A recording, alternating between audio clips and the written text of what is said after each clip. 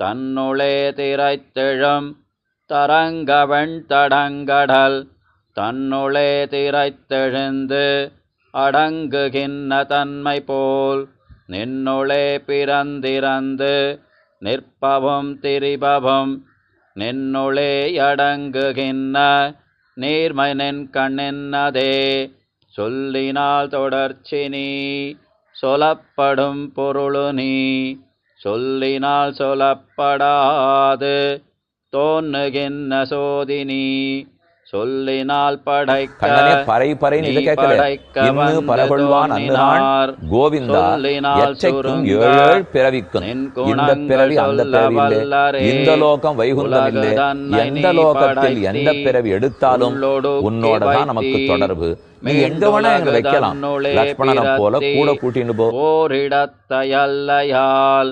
உலகு நின்னோ